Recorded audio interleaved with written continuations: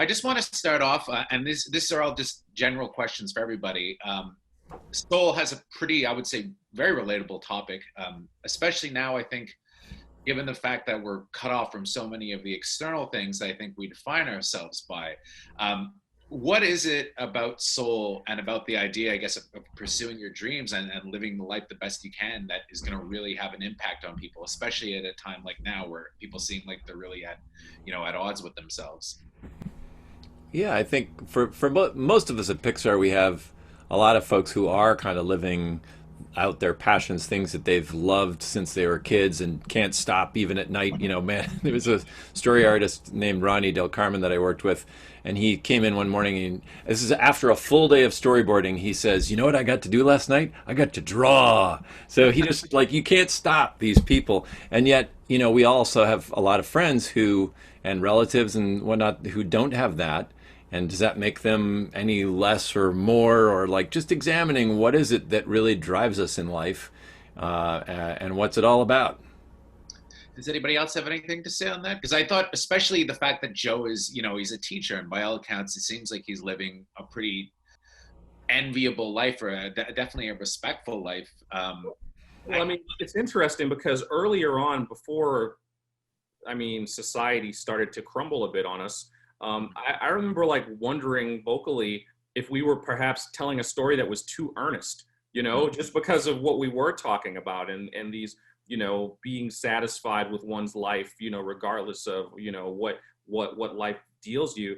And so I was like, man, are we telling like is our movie too corny? And it's just kind of interesting that the world changed in the way that it did, because it was always this same story that was very important to Pete and came from his personal experience. But there were lots of interesting discussions among the staff, the artists doing it, because Pixar is a place where a lot of people are there doing their dream job.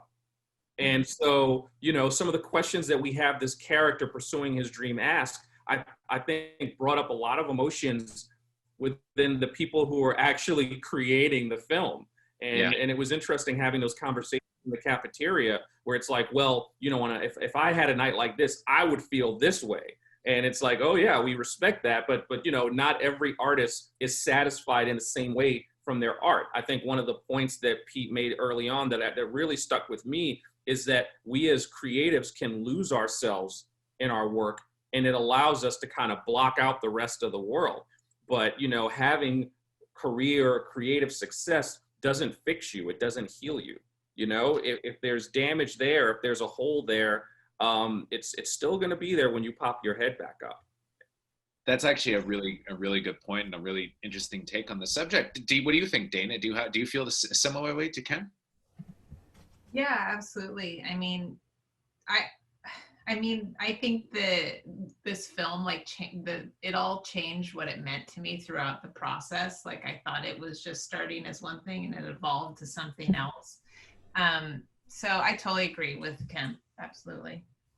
Can I also talk about the fact that, it's funny, Kemp, you were saying that you thought it was corny. I didn't think it was corny at all. I thought it was wonderful, but it feels almost avant-garde though for a Pixar movie, like it's the next step, right? And I just wanted to talk a little bit about the contrast in it between kind of how realistic you guys make New York seem and just the amazing kind of avant-garde aspect of the afterlife, which is kind of like abstract and beautiful and unlike anything Pixar has done before.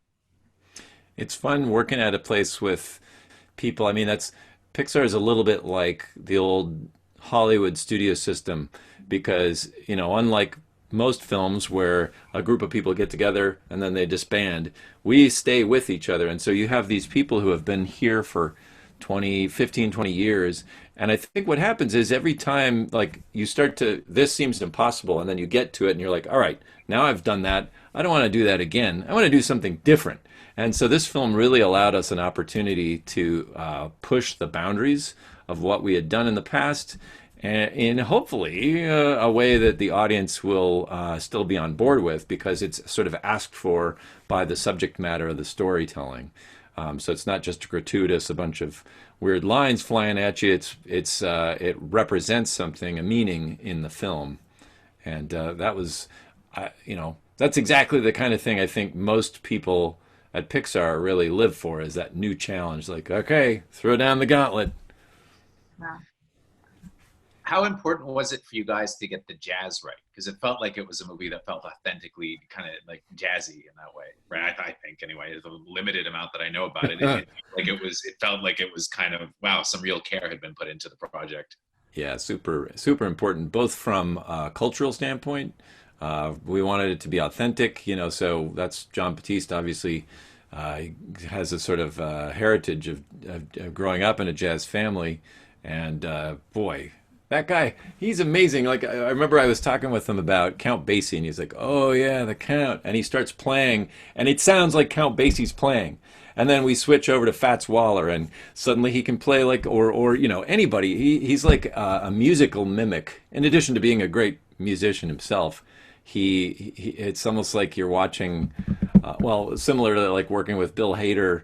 You know, he like transforms his face, and suddenly somebody else is standing in front of you. And John does that with music. So he brought this rich knowledge and authenticity. And as he said, you know, jazz is the most current music because it's literally being written right here in front of you.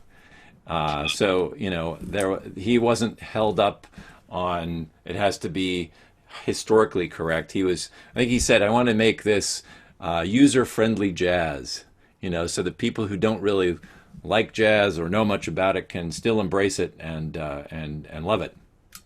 Well, we also had like Terry Lynn Carrington and got to talk to Herbie Hancock and local New York jazz musicians who work in the clubs on a nightly basis. Like, we tried to really spread our wings, you know, so that we got to talk to a lot of people, which was great.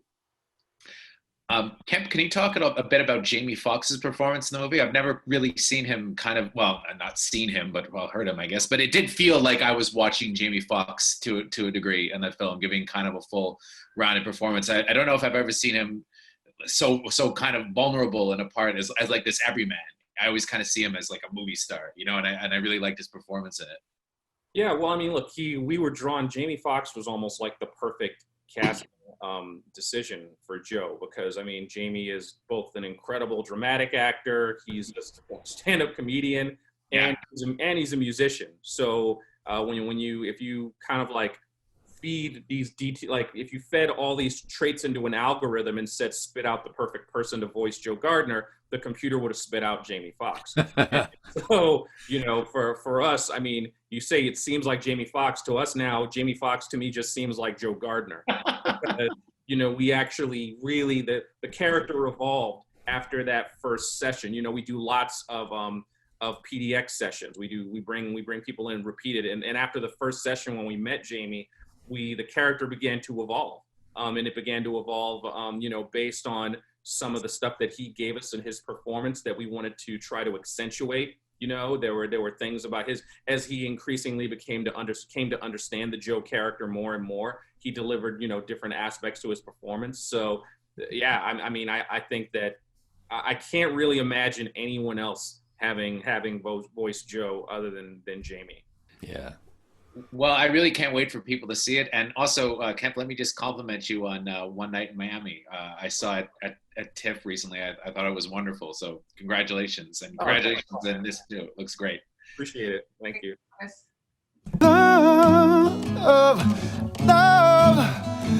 Get ready. Your life is about to start. Oh.